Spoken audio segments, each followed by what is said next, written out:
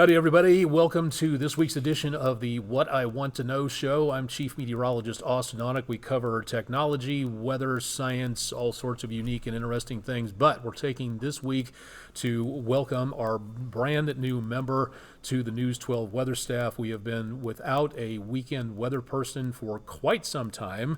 It's very nice to have that search come to an end. You have no idea how much I'm glad to be able to say that. So I would like to be able to introduce everybody to our new meteorologist, Mr. Tod Hyslip, joining us for the weekends and or for fill-in duties as we go along here. But Mr. Tod, welcome to Chattanooga. Thanks, Austen. Nice to have you on board. You're coming to us from National Weather Service Morristown, and then beforehand, National Weather Service in Birmingham, okay. Alabama, about 5 years. Okay, and then you were also in TV a while ago in Springfield, Missouri. Yeah, around Springfield, Missouri. I was back there in the late 80s, about 1987 to 91. And then the National Weather Service was modernizing. As I came out of college, I really wanted to get into the National Weather Service, but jobs were kind of slim. So they had this major modernization that was going on in the National Weather Service late 80s into about the mid 90s, and I got in and started at Birmingham and then went to Morristown for 25 years. I retired after 30 years of service in the National Weather Service, and it was interesting seeing the the different nature of how you deal with the weather and the operation from television into the National Weather Service. We were putting out the warnings for tornadoes and severe thunderstorms, and kind of a different look to it. I must say I enjoyed the television. That was fun. The National Weather Service was very good. I got to learn just a lot of things about meteorology, and my knowledge in meteorology expanded tremendously during that time. And that's one of the things that I've liked talking with. We've been working together for the last 2 weeks, but his grand debut was Friday the 31st, and you may be watching this a little bit later on, but that's one of the things that I've really liked talking with Mr. Tod about is just the meteorological nous that he's shown, just a lot of knowledge about, especially radar interpretation. I've learned some things from him that I didn't know before, and that's really cool to be able to have that. So obviously you have a love of meteorology that goes back a long time. Yes. The National Weather Service did a great job. Somewhere, I think back in the early 2000s, their training regimen really increased, and we would have annual severe weather training for about a week as we headed into the severe weather season in spring.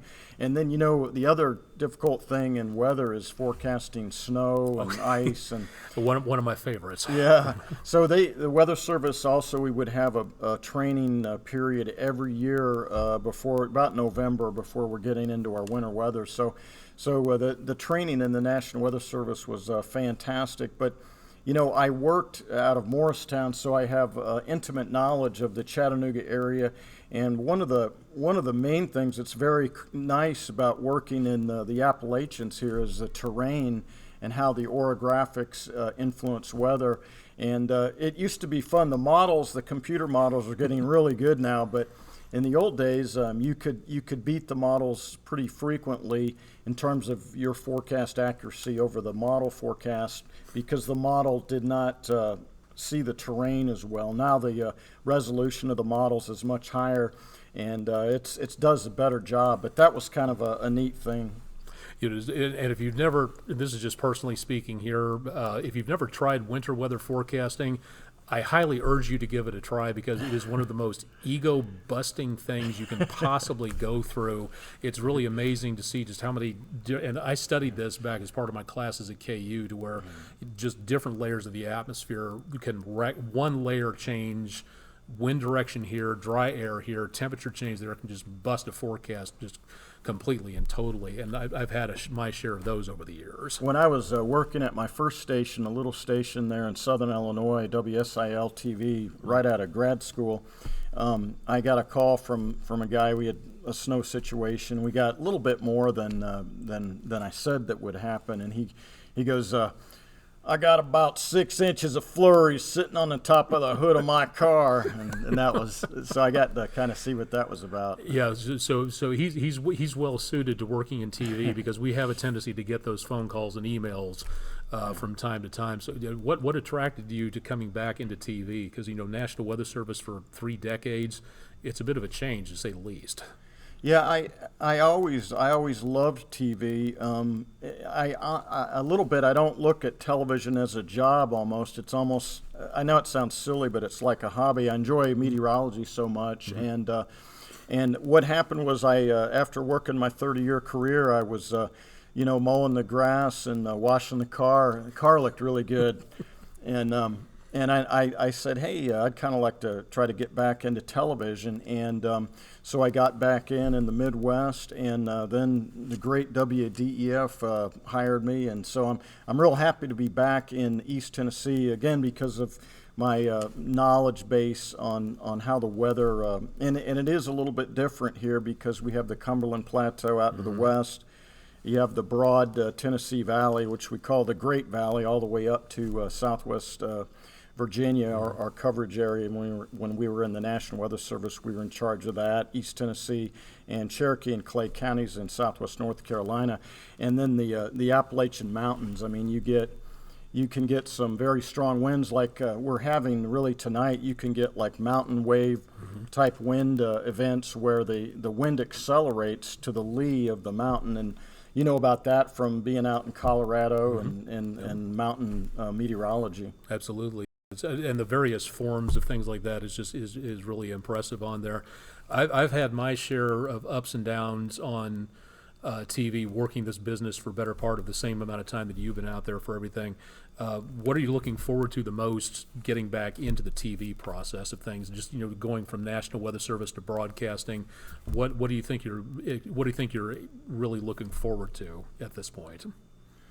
Yeah, looking forward to, I guess part of it is learning from you because you have years of experience of the television broadcast side of forecasting, like what's going to happen tonight. This is Friday, March 31st, when this is airing, and we have a big high risk of severe thunderstorms out along the Mississippi River, and we're going to have some rolling through this area in East Tennessee late tonight. And so I guess learning and trying to get better and better at dealing with the on-air coverage of severe weather. I was doing it behind the scenes, in the National Weather Service. We're the ones that are monitoring radar, and oh yeah, there's a very strong velocity cup and gate-to-gate shear on a thunderstorm, a supercell thunderstorm, and we're putting out those warnings and sending them out to the TV weather guys. But I didn't, my career was so brief, I had not done a lot of severe weather coverage. So kind of like that, and then just enjoying having that large knowledge base, because when I started, and you probably know this too, when you come out of college, you really don't have this long run of experience in meteorology and forecasting. And then I'm lucky enough to have a job in the area where I worked in the National Weather Service. So again, it's going to be kind of nice and makes it a little bit easier for me. Mountain meteorology can be a little complex, and with snow, I know when I was working in the Weather Service, we would have precipitation events come in that were on the edge of winter type, winter storms, and you would have rain, as falling around Chattanooga in the city. But then up on Signal Mountain, up on Walden's Ridge, and up in these higher elevations, only about 1,500 feet up, you would actually have sleet and snow falling, as you know. So, and as the systems were coming in, so it was like having worked so long and kind of getting again this intimate knowledge of how the meteorology plays in this part of the country is really nice. Okay, excellent. All right.